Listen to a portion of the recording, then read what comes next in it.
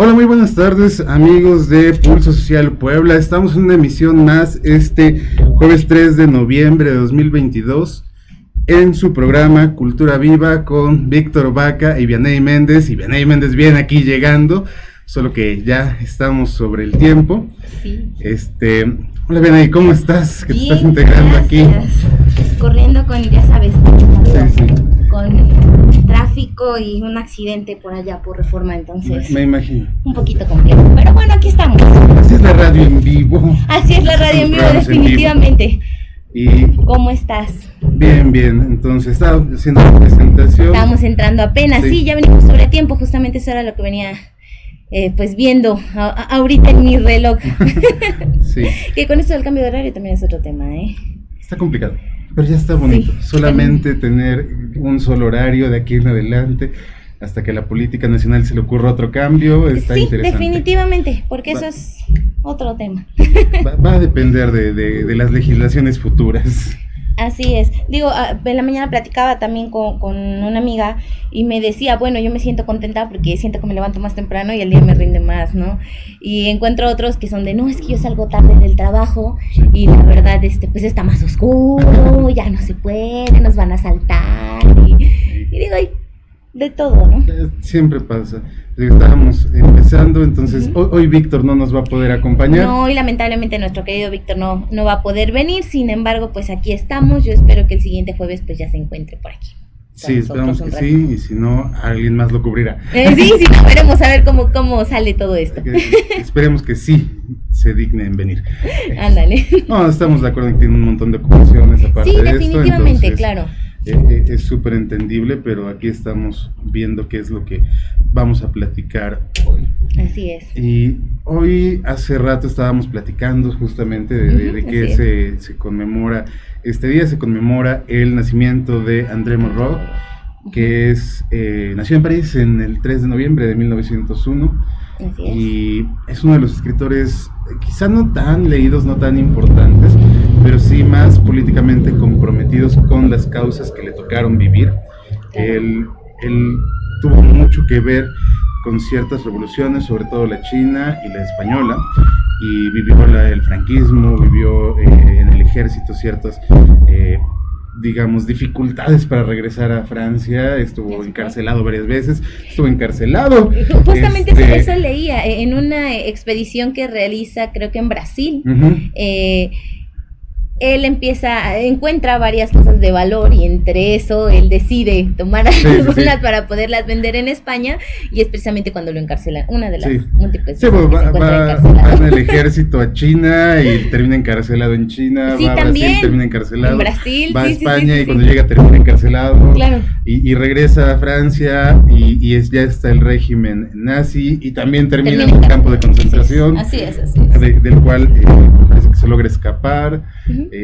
Y ya como que tiene como sus que veres con el gobierno de Gaulle y de ahí escribe varias de sus novelas importantes. La más importante, de las más importantes, creo que podríamos considerar La condición humana, que es sobre todo el proceso que vivió en China, y Las antimemorias, en las cuales habla de todo el proceso creativo que tenía detrás del régimen político en el que estuviera involucrado, porque es un escritor profundamente político y que aparte él trata de hacer esta especie de escritura documental al mismo tiempo que ficcional, novelizando cosas que él vivió. Claro, y defendiendo sus convicciones a través de lo que es su discurso, ¿no? También otra de sus obras era La tentación de Occidente. Sí. Y bueno, lo mucho poco que yo pude a lo mejor absorber de lo poco que conozco de él, te puedo decir que a mí sí algo llamó mucho mi atención. Una es esta parte de poder abrirse a diferentes campos, pero en todas seguir manteniendo estas convicciones, ¿no? Esta firmeza de lo que él creía, de lo que él ve, exponerlo tal cual es. Digo, una de las frases que más pude pude captar de todo esto era donde él explica que la mayoría de los escritores consideraban su infancia como algo bonito, ¿no? Y él no la recordaba. Sí, sí, bueno, yo creo que esa es una idealización de los escritores. Claro, siempre tendemos a mentirnos, ay, qué bonita mi infancia, no es cierto, o sea. Digo, nos vendemos un producto para no sentirnos tan mal, ¿no? No, deja eso, que te vendas un producto a ti mismo, le vendes un producto al otro escribiéndolo, para que sea vendible en ese sentido y de repente no son las cosas tan así como las cuentas.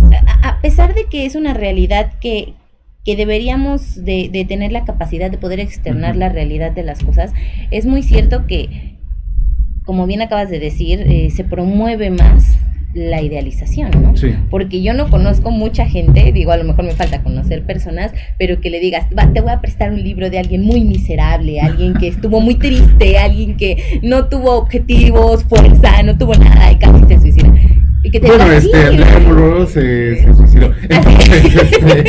Digo, precisamente por eso, o sea, creo que hay muchas personas que no ponen la realidad más allá de lo que quieran vender, porque aún no se están listos para contárselas a sí mismos. Sí. Entonces eso también es otro tema, ¿no? Y hablando de eso, justamente en el tenor de que este escritor hace toda una alusión a su vida, y es como crear un mito documental sobre su propia vida, pero al mismo tiempo ficcionalizarlo, ¿sí? Pues es que surgió el tema de hoy. ¿Cuál va a ser, Vianney? El tema de hoy, películas basadas en biografías. Ese es nuestro tema del día de hoy. Digo, creo que está bastante amplio y bueno, podemos sacar mucho. Sí, sobre todo porque está muy, digamos, vivo en el, no sé si consciente o inconsciente colectivo. Yo creo que inconscientes somos todos. Sí, bien inconscientes de lo que encumbramos, porque no sé si viste que recientemente Netflix sacó una adaptación de, ni siquiera un libro, sino de las las cintas judiciales de Jeffrey Dahmer, y que es todo un tema. Últimamente casi no entro a Netflix, no tengo tanto tiempo. Yo no he visto esa cosa, yo leo las noticias y me entero de cosas, y entonces veo clips y digo, no lo voy a ver. De pocas cosas que me he sentado a ver realmente en Netflix o en cualquier plataforma ya. Televisión creo que nos está comiendo bastante tiempo. Sí, definitivamente. Pero también creo un síntoma social de cómo estamos pensando la vida de otros. Y te digo, en este caso, no sé si sepas quién es Jeffrey Dahmer, que es un episodio nefasto en la historia de Estados Unidos, que Jeffrey Dahmer es un tipo retraído, era un tipo retraído que pues tenía tendencias, digamos, homosexuales de alguna manera, porque no podríamos decir que se declaró homosexual como tal, y toda esa represión que tenía no poder declararse y abrirse totalmente como sexual en los 80s, lo hace empezar a tener un comportamiento psicópata que termina matando a un montón de hombres negros y latinos y de minorías, casi bajo el amparo de la ley, porque cada vez que lo denunciaban o que alguien le encontraba algo raro, la policía era así como, no, pero es blanco, él es una buena persona. No podría hacer eso. O sea, ¿cómo podría ser un blanco esto, no? Claro, definitivamente. Entonces, digo, esta parte tiene que ver también mucho con las épocas en las que se plantean todas estas historias, las repercusiones y la resolución de todas las problemáticas, ¿no? Porque pues en este caso sí era muy claro la época del racismo y de, no, si es blanco. Olvídate. Sí, no, aparte de asumir que la homosexualidad era un problema también racial, y que también los privilegios, se consideraban una enfermedad mental, y los privilegios eran obviamente racistas, entonces, pero más allá de la historia de Dahmer, que es totalmente nefasto, como cualquier asesino serial, y es algo muy oscuro que pasa en el humano, lo que sucede con la serie que hace Netflix es que contratan a este actor guapísimo que es Evan Peters, y que entonces todas las audiencias, no solamente la audiencia estadounidense, sino todas las audiencias empiezan a romantizar la vida de un asesino, ¿no?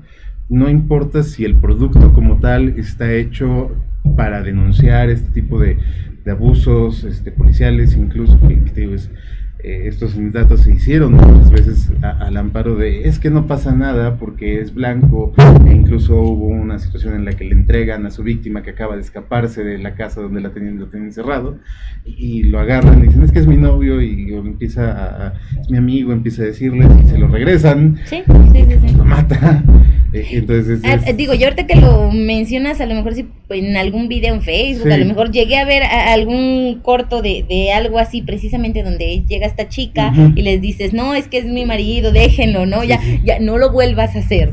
Y lo sueltan, ¿no? Yo cuando vi esa escena dije, a ver cómo, ya no entendí, pero no me interesa. No, lo sueltan, les regresan a las víctimas, es horrible, es una parte muy, muy nefasta de esto, que ya es casi un culto a los asesinos seriales en Estados Unidos y que Netflix y otras plataformas, sobre todo Netflix porque es bien amarillista, o sea, sépanlo, Netflix es como la alarma del streaming,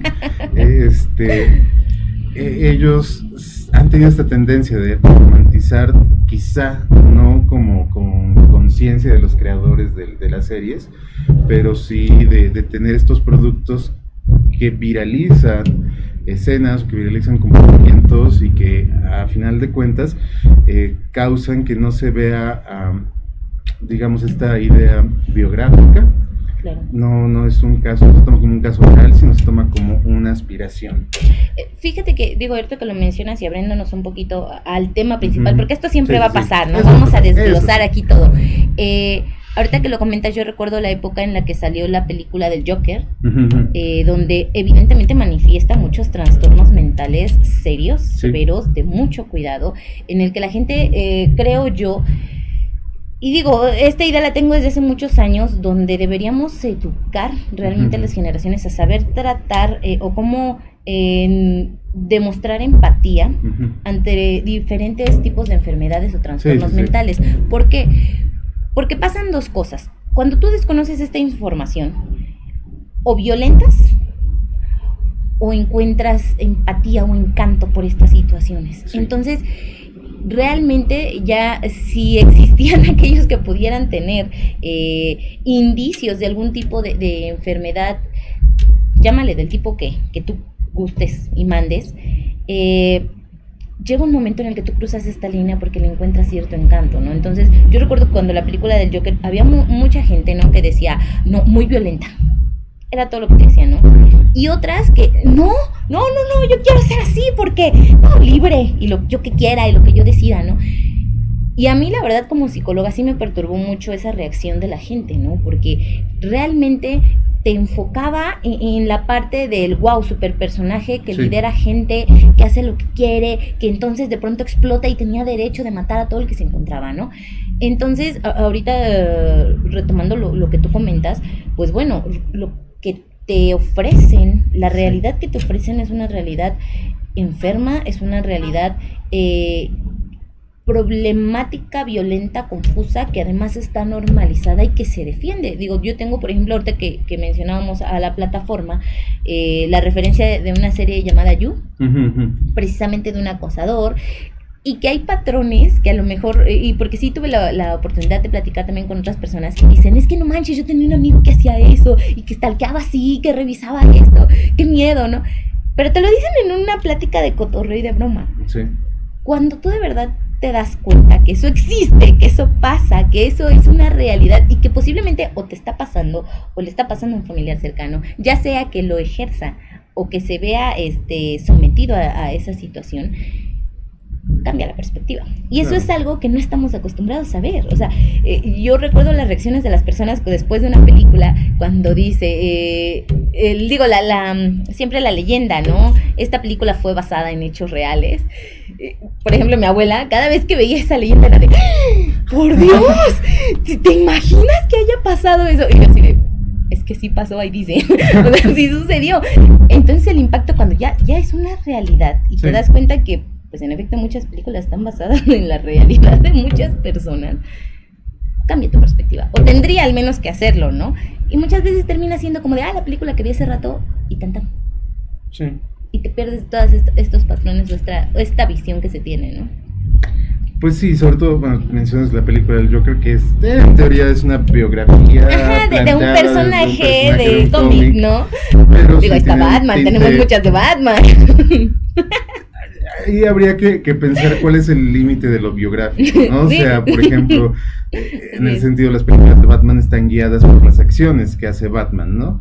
En el caso de la película de Joker, que es dirigida por cómo se muestra la ideología del personaje y no tanto sus acciones, sino lo que se produce en él, ¿no? Claro. Entonces creo que ahí es donde marcamos el límite, la diferencia, y que las personas justamente tienen estas reacciones porque no hay este conocimiento sobre qué es una película que está dirigiéndose hacia hacer una perspectiva sobre el personaje y no sobre sus acciones, ¿no? Uh-huh. Porque las otras, las de Batman, las tomamos como ficción y ya es ficción y aspiran a ser Batman y Soy la Noche y lo que sea, claro. Pero saben que es una película, ¿no? Y no lo llevan más allá, o sea, no ves a alguien diciendo es que sí soy, voy a salir a... Que hay casos, ¿eh? O sea, sí. Digo, sí hay casos que además también no se dan cuenta que esto tiene que ver no solamente con una idealización, sino también con un modelo de enfermedad. No, sí, o sea, donde te transportas a una realidad que es ficticia. No, a lo que me refiero, por ejemplo, en las de Batman, no hay nadie que diga voy a salir en la noche a combatir criminales. ¿Quién sabe? Yo ahora me he encontrado cada personaje. Pero se ponen el disfraz y es como un poquito más altruista. La nota de lo que pasó, creo que fue el día de ayer, que uh-huh. donde se vistieron de los Avengers para poder armar todo Pero esa nota ya tenía tiempo, ¿no? Sí, a lo que me refiero es que sí existe como esa referencia que es absurda de muchas maneras. Sí, o sea, sí. Digo, igual vas a hacer tu trabajo, enfócate en lo que haces, ¿no? Entonces, es agarrar de comedia algo que no existe, claro. Y entonces volver comedia una realidad. Claro, no lo veo tan peligroso el volver la comedia como que el tomárselo en serio, por ejemplo, en el caso de películas como el Joker, que yo creo que se lo toman en serio y sí empiezan a decir es que yo pienso como él. Sí, porque lo sabía, en la época en la que sale esta película, lo sabía, o sea, y era una cosa brutal, incluso se puede revisar Twitter, Facebook, lo que tú quieras, ¿no? La plataforma que más te llame la atención, y sí te das cuenta que en efecto hay muchos rasgos de alerta en la gente, que la misma gente no nota, y que además dices, híjole, imagínate, si yo vivo con alguien así, qué miedo. ¿Qué miedo? Porque al final también va otra cosa, si yo vivo con alguien así y no lo he notado, entonces qué de normalidad en todo lo que hay ahí tengo yo, ¿no? Eso es cuestionable, pero tú eres psicóloga, entonces tú deberías saber mejor eso. Por eso me espanta, justo por eso. Bueno, pero bueno, retomando, ¿no? A lo que platicábamos, yo por ejemplo de referencias también de otra que tenía en la mañana, es la película de la teoría del todo. Uh-huh. Que está basada precisamente en la vida de Stephen King. No, de Stephen Hawking, perdón, discúlpenle. Sí, no, lo confundo, lo siento. De Stephen Hawking, donde precisamente es este proceso de la evolución de lo que es su enfermedad, de todo su proceso como científico, su proceso de vida. Digo, se enfoca más como en la parte romántica a lo mejor, uh-huh. Porque la mayoría de las películas pues venden a través de esto, ¿no? Lo que se romantiza, la parte de cómo cruzas los retos de la vida, ¿no? Pero creo que esta es una película que también se puede rescatar de muchas formas, ¿no? Sí. Digo, si la ubicas. Sí, la odio, pero sí. Ese es otro tema. Sí, porque, digo, te explico por qué la odio. Te escuchamos. Ver, justamente lo que te estaba diciendo de esta serie de Dahmer, pasa lo mismo con Stephen Hawking, que pasa muchas veces con todas las películas que son adaptadas de biografías. O sea, te decía, esto de Dahmer provoca un montón de personas que romantizan al asesino y dicen, es que yo podría haberlo cambiado y cosas así. Ok, pero hasta ahí es donde trazamos el límite de lo que está mal, creo yo, socialmente generalizado. Sin embargo, películas como La Teoría del Todo, o una que salió más o menos a la par, que es sobre Alan Turing, la del Código Enigma, uh-huh. romantizan hacia el otro lado. Entonces, esa es exactamente la misma idea de posicionamiento. Y yo creo que yo eso le llamaría el síndrome de Indiana Jones. O sea, porque cuando sale Indiana Jones, un montón de personas que estaban terminando la preparatoria en Estados Unidos dicen, pues yo quiero ser arqueólogo. Y a eso me voy a dedicar, sí, y a eso me voy a dedicar y voy a ser arqueólogo. Y cuando entran a arqueología, antropología, donde se hayan podido acomodar, se dan cuenta que no es así. Y pasa lo mismo con estos matemáticos, físicos como Alan Turing o como Stephen Hawking, que romantizamos tanto su vida que se les pone como en un altar también inalcanzable, cuando realmente, a saber uno de las declaraciones de Hawking, o sea, lo único que decía Hawking es que soy una persona normal, soy una persona cualquiera que pasó por cosas y ya. Claro, que tuvo un proceso de vida y que fue avanzando con base a eso, ¿no? O sea, sí, entonces tira para ambos lados, ¿no? O sea, ¿sí? Tanto para lo completamente negativo, esta idealización, hacia lo completamente positivo, pero yo creo que siguen siendo ambos síntomas de una profunda ignorancia en las personas y de no entender, uno, que una película es una ficción, sea basada en lo que sea y que es una visión de un autor, bueno o malo sea el autor, y creo que, por ejemplo, queda bien con haber empezado hablando de André Malraux, porque justamente él, uno de sus libros que se llama El Sport, perdón mi mala pésima pronunciación de francés, ya Víctor cuando venga me va a corregir, o mañana que lo vea me va a estar corrigiendo, sí. Pero la esperanza, pues, él mismo la adapta junto con Max Up, en unos años después de que se publica. Max Up le hace los diálogos en español porque la novela habla de la Sierra de Teruel, de cómo se hizo la guerrilla en esa época en España.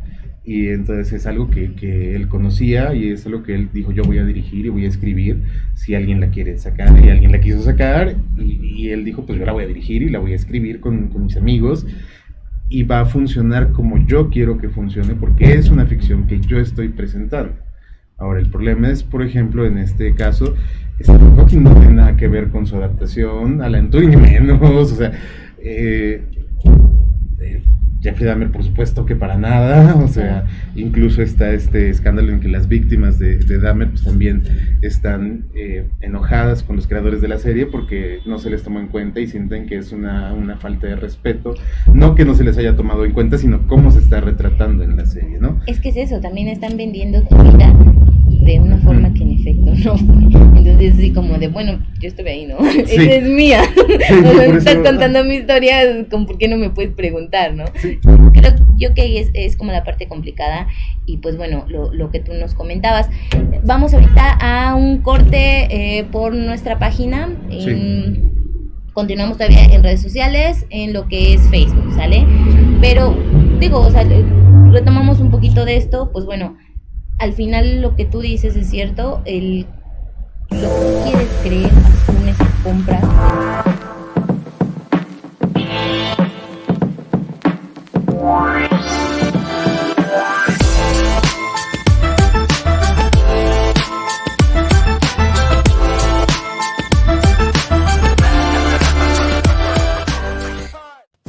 Cerrajería y plomería a su servicio las 24 horas.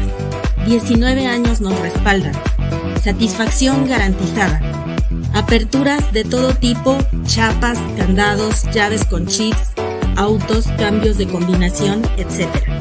Damos servicio a casas, escuelas, oficinas y hoteles. Calidad y confianza. Anúnciate con nosotros en Pulso Social Puebla para aumentar la venta de tus productos y tus ganancias. Publicidad de calidad a precios súper accesibles. Tenemos espacios disponibles. Llámanos al 2224-3703.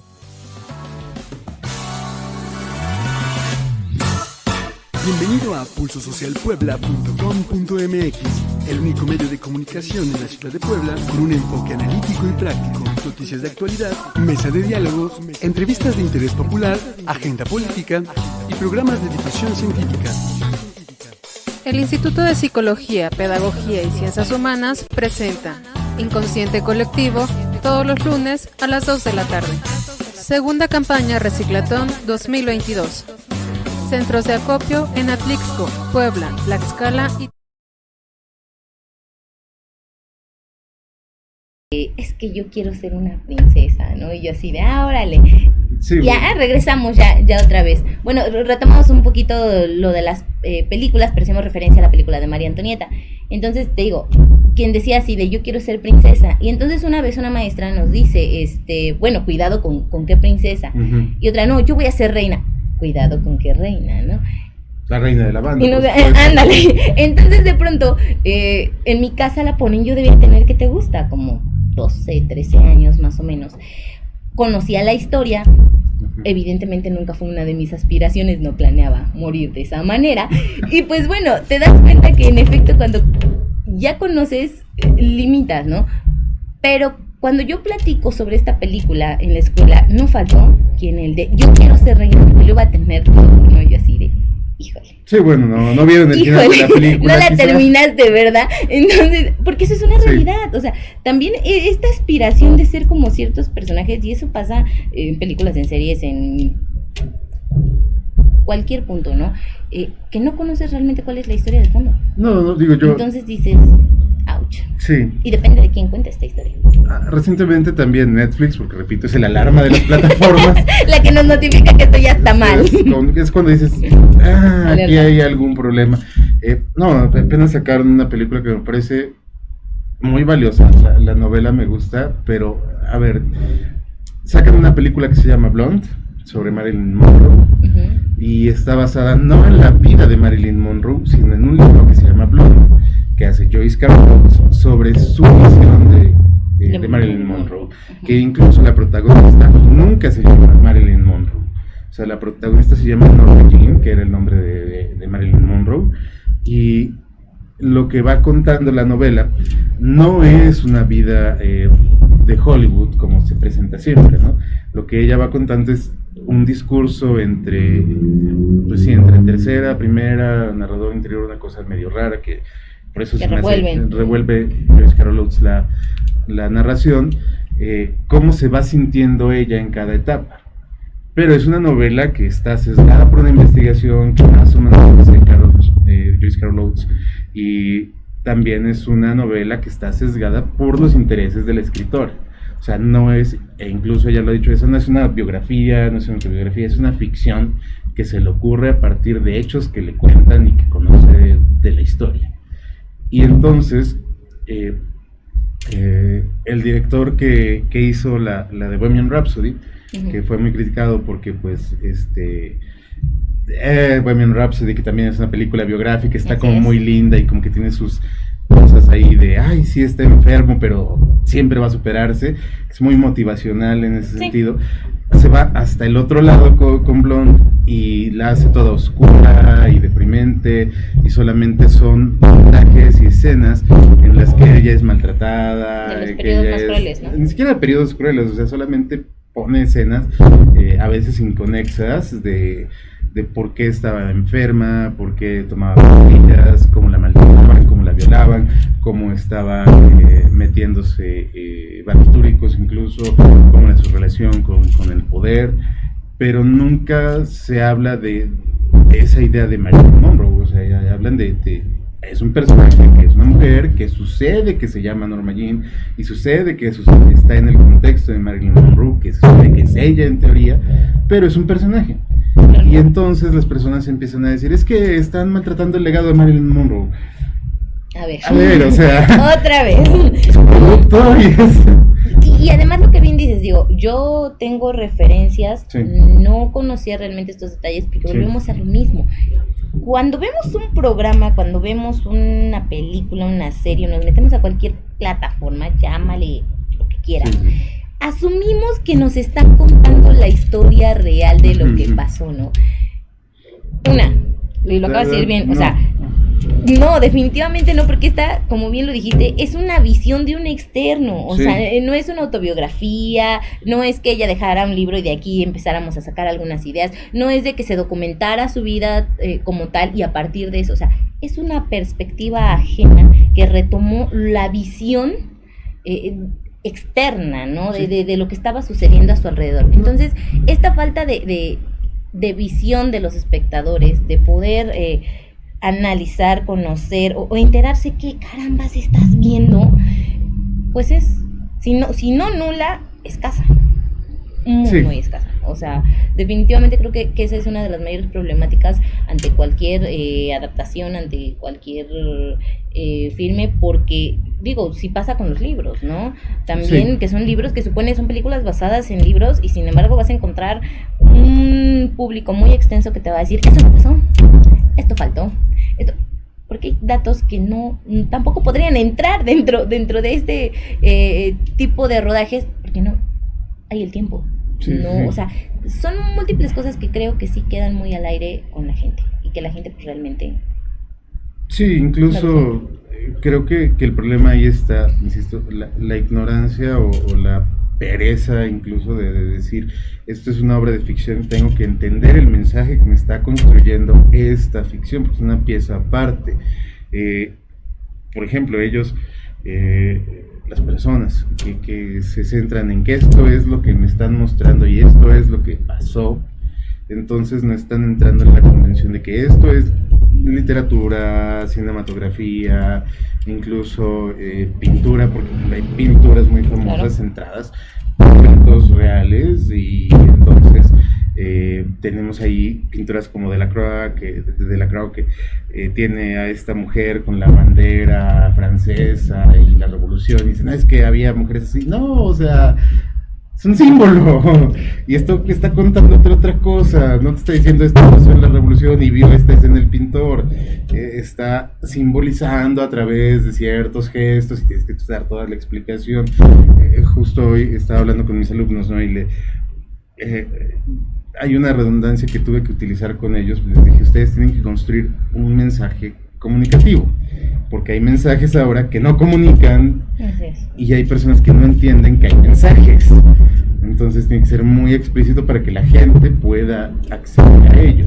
Entonces tiene que ser redundante, incluso no deberíamos caer en esas redundancias en una clase, pero ahí el problema es que ellos tampoco están entendiendo el mensaje de la clase. Entonces... Sí, o sea, creo que, como bien, y también lo comentamos en ocasiones anteriores, no nos enseñan a aprender, porque eso también es otro tema, pues a lo mejor un poco delicado, porque en efecto la percepción de la gente puede ser muy volátil, pero creo que siempre debe de quedar muy claro de esto tiene tal enfoque, ¿no? Entonces, de unos años para acá, desconozco, a lo mejor será que te gusta unos 10, 12 años, esa parte de analizar y entender el fondo de lo que estás viendo, que no es solamente un mensaje bonito en el que todos prosperaron y vivieron felices por siempre, o no vivieron felices por siempre, pero lograron todas sus metas, y únete a los optimistas, pues no es el único mensaje que existe. O sea, tiene otras vertientes, tiene otras historias, tiene otras visiones. Yo, por ejemplo, podría retomar a lo mejor la película que se basa en Lili Elba, que es precisamente la artista, que es la película de la chica danesa, ¿no? Donde la mayoría de la gente con la que yo tuve oportunidad de dialogar, pues decían que el mensaje ahí era de que tú podías convertirte en lo que tú quisieras, ¿no? Y yo así de, a ver. Bueno, hoy estamos descubriendo que a Bernie le gustan las películas de Eddie Redmayne. Sí, la verdad sí, ¿para qué digo que no? A lo que yo me refiero es que al final las visiones van más allá de todo eso, ¿no? Aquí no solamente estás hablando a lo mejor de la transformación, sino estás hablando de la violencia, sino también estás hablando de la cultura, de cómo se violentaba cierto nivel de cultura, un modelo de vida que era totalmente fuera de contexto en el ambiente social en el que se manejaba, no solamente el de tú vas a hacer lo que quieras hacer, ¿no? Entonces, esa parte del aprender el otro lado. Sí, digo, sobre lo trans y todo eso, la chica danesa no tiene absolutamente más que, si acaso, 10 minutos, y es lo de menos. O sea, la historia no va de eso, la historia está girando en torno a cómo la represión social, no solamente con ese problema, ni siquiera era un problema en ese sentido, o sea, desde su pareja lo acepta totalmente. Así es, o sea no hay en la escritura de esa película ningún problema dentro de ese tenor. Creo que esa película aborda más bien cómo funcionaba una sociedad alrededor de lo que consideraban un problema, que no era ese, era más bien cómo ellos tenían que presentarse ante la sociedad. Sí, definitivamente. Y al final también pues volvemos a esta parte en la que como nosotros podemos tener una perspectiva ya a lo mejor entendiendo el mensaje de la película en sí misma, como bien cuál es la historia que realmente se quería contar desde un principio, y en otro extremo, el cuál fue la historia real de todo esto, ¿no? Entonces... Yo creo que también, digo, eso siempre sucede, pero también está la otra cara, creo yo, que están las películas que son basadas en aspectos biográficos, y quiero como enmarcar eso, ¿no? Aspectos biográficos, y que son no tan valorizadas y que sí dan un mensaje incluso en el que las personas que lo ven ni siquiera están creyendo que están viendo algo biográfico, justamente por la manera en la que se cuentan. Se me ocurren dos, una es de Eddie Redmayne, para que sea mucho más ameno, no sé si, dos, que una es El juicio del 7 de Chicago, no sé si la viste, que es la con Eddie Redmayne, y la otra es siempre se me olvida, con Andrew Garfield, la que hizo el musical, no me acuerdo, que me encanta la película, pero no me acuerdo cómo se llama. No se preocupe, ahorita lo buscamos. La historia y ahorita lo buscamos, pero bueno, primero la del juicio de los 7, ¿no?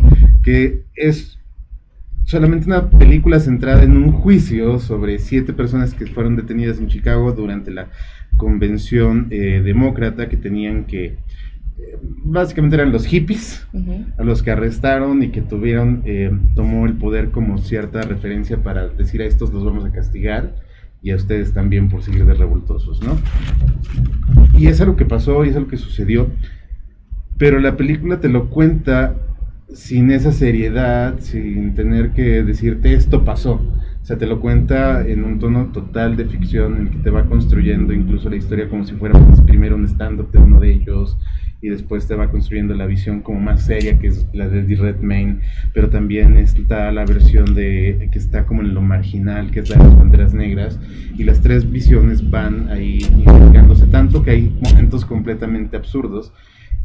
De repente al final de la película, porque una escena muy buena es que, una secuencia muy buena es que cada vez que ellos van a hablar, a querer desestimar algo que dijo el abogado, el fiscal, el juez, como estaba comprado, siempre dice no, y entonces ya todo el juicio hay un corte, hay un montaje en el que cada vez que alguien dice algo, todo el jurado, todos en la sala dicen no, y entonces te va contando una historia de manera mucho más amena y mucho más divertida, pero no te deja de lado que fue algo verídico, solamente que es completamente hecha a través de esta visión.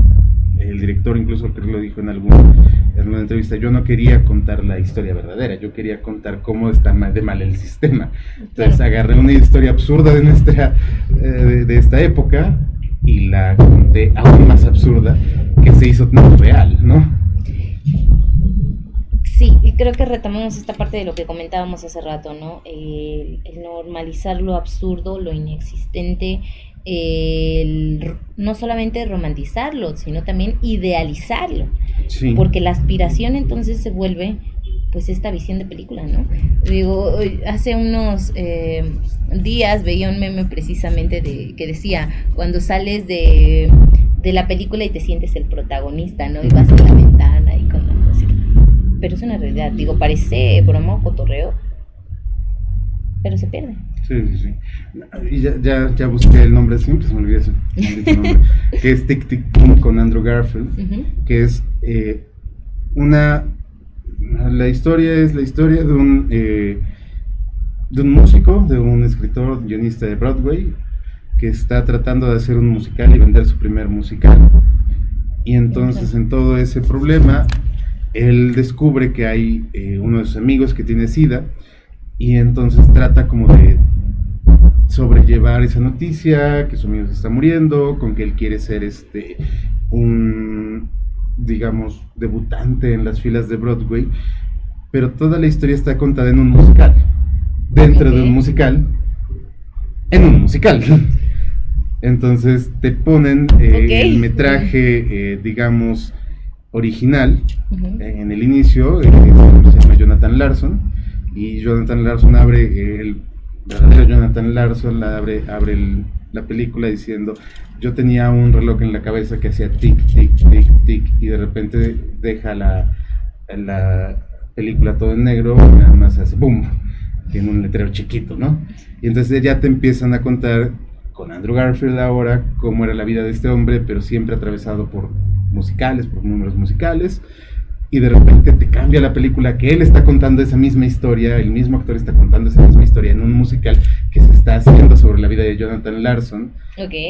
y de repente pasa que él está haciendo la vida de Jonathan Larson, y es una cosa demasiado surrealista, sobre todo para esta época, pero que aunque es una película biográfica, porque Tic Tic Boom sí es la primera obra que él empieza, que Jonathan Larson trata de vender, y que, no sé si sabes, Rent, la obra de teatro, el musical, Creo con que las sí. escobas y todo esto, la de tipos que no pueden pagar su renta, Sí. es de él.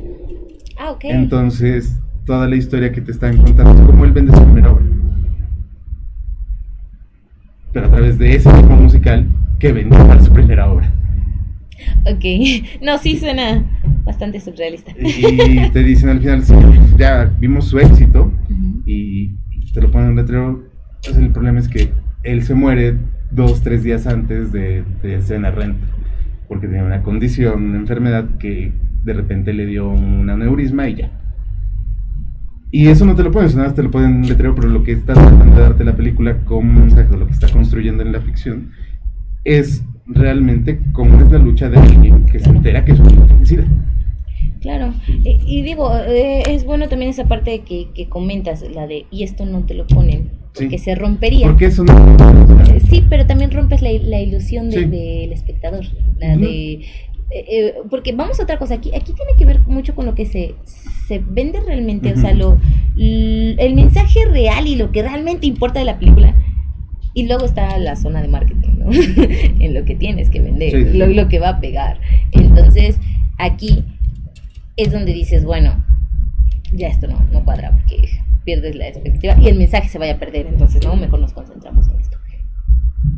Sí, sí, sí. No, aparte, no sé si en esa, entiendo lo que dices, no sé si en esa película justamente sea por eso, o sea, porque realmente lo que está tratando de contar es no cómo él llega a vender su obra, sino que en ese tránsito de cómo se siente mal, él tiene que lidiar con la enfermedad del otro. Sí, sí, sí. Y entonces por eso a la película no le importa esa parte Ya no del final interesa. de su vida, lo que le importa y lo que está tratando de construir es este mensaje de cómo en los 90s, a principios de los 90s, era tan problemático tener un amigo con SIDA que no sabías cómo comportarte, y todo lo que está haciendo el personaje es para no necesitarlo. Wow. Y entonces descubres que este tipo está tratando de ir a su ensayo y le dicen: pero es que ya no puedes ir a tu ensayo, no puedes ir a visitarlo. No, porque tengo que hacer esta otra cosa. Y entonces otra canción. Y entonces deja de ver a su novia y dice: no, es que tengo que ir a ver a mi novia, pero tampoco va a ver a su novia porque también representa un problema, porque su novia le está diciendo que vaya a ver a su amigo. Entonces todos le dicen: ve a ver a tu amigo, y de repente se da cuenta que otro de sus amigos también tiene SIDA. Entonces ya no sabe qué hacer. Entonces, entra en Sí. una burbuja de alguna manera para evitar toda la problemática Sí, externa. entonces es más bien esa lucha con cómo te enteras que alguien cercano tiene una enfermedad de la que no va a salir. Creo que ese también es un tema bastante delicado de muchas formas, Sí, ¿no? sí, y él teniendo aparte una propia enfermedad. Así Entonces es como la negación de su propia condición. Bien lo acabas de decir. Sí. Estás negando lo tuyo porque si con lo tuyo no sabes trabajar, pues imagínate con lo externo, ¿no? Se vuelve totalmente conflictivo y pues bueno, es como todo, ¿no? Un proceso del que es muy difícil que mucha gente pueda salir. A lo mejor hay otro tipo de procesos vivenciales que dices, ok, tengo que salirlo porque es parte de lo que me corresponde. Pero hablando ya con un enfoque más emocional o con un enfoque más de empatía, a lo mejor con la sociedad, Ujú. con nuestros seres cercanos, es algo que definitivamente ni se enseña, Sí, no. ni se sabe manejar, ni se sabe controlar, porque realmente no es algo que puedas controlar, simplemente Sí, que sí. tienes que irlo mediando a través del tiempo y pues bueno, o sea, rompe todo esquema de Sí. estructura, ¿no? Sí, digo, menciono estas dos porque son películas que, si bien son biográficas, en algún sentido basadas en hechos reales, no hacen lo que los otros productos de encumbrar la idea de que están basadas en hechos reales, sino que toman un evento real para contar una historia que no tiene nada que ver con eso. Que al final de cuentas en Tic-Tic-Boom lo que menos nos importa es quién era el John Larson, o sea, a mí qué, o sea, yo no he visto, alguien dice, yo no he visto Renta, no me gusta el teatro musical, a mí qué, pero puedo tener un amigo con SIDA o con cáncer y entonces voy a entrarle a la película sabiendo de qué está tratando, ¿no? Y sabiendo que está ficcionalizándome algo y este tipo de películas a veces se ven y ni siquiera sabes que fueron basadas en algo real. Y funciona de una mejor manera y está elaborado, es un producto mejor elaborado, me parece, porque se asume como una ficción y no intenta presentar estos personajes que pues van a vender porque las personas se quieren sentir identificadas y que justamente, yo creo que en este caso hay dos tipos de productos fílmicos en esta canasta de biografías y todo eso, el que te lo pone al principio de esto fue basado en hechos reales para que lo venda, o que el que te lo pone al final y te dice, pues pasó, güey, o sea, eso pasó, pero eso no importa, o sea, te tengo que decir que pasó por respeto al que le pasó. Pero si no te pongo esto, tú puedes seguir creyendo que es una película, y ya, porque finalmente eso es una película. Y que bien comentaste también, bueno, hay quienes se identifican con cierto tipo de filmes, donde al tener esta leyenda es que quizás, o sea, todavía lo interiorizan más, claro, porque dices, no es lo mismo decir, tener este mensaje de esto sucedió o estos son hechos reales, porque dices, no, es que quizá me pudiera pasar esto, cuando te das cuenta que sí es así, como de, no, sí, me está pasando, es como cuando yo. Alguien tiene un ligero dolor de cabeza y empieza a decir, ¿qué me está pasando? Y busca en Google, dice, hay cáncer, sí, por supuesto tengo cáncer. sí, es una realidad, y que al final tampoco se dan cuenta, porque digo, y eso pasa en muchos casos. Yo conozco un caso muy particular de una persona que tenía un familiar con Alzheimer, y que entonces después de que fallece, era mi abuelita política, cuando ella muere, la reacción en cadena de la gente cercana se me olvidaron las llaves, me va a dar.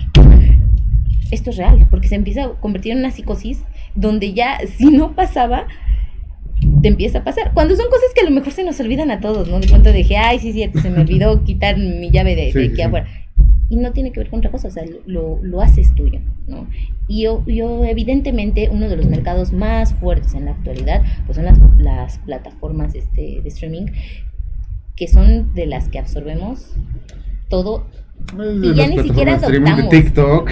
Sí, también digo, o sea, ya es algo que, como mencionamos al principio, nos absorbe tiempo, ¿no? No solamente nos cobra dinero, sino también nos cobra tiempo, de muchas formas.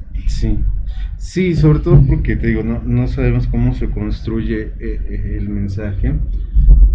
Ahorita que estamos hablando de eso, apenas vi que de una película igual como basada en hechos reales, una biografía, que yo creo que se libera por estos días. No sé si conozcas a Weird Al Yankovic.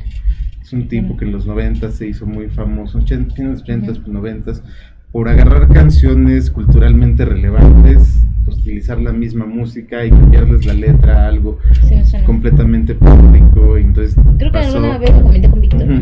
Que pasó de hacer Gangsta Paradise a hacer Amish Paradise, que pasó de hacer canciones, por ejemplo, de Lorde, que no me acuerdo cuál es la canción famosa de Lorde que a todos les gustaba, y entonces hace una canción que se llama Foil sobre el papel aluminio y así sobre cosas bien extrañas.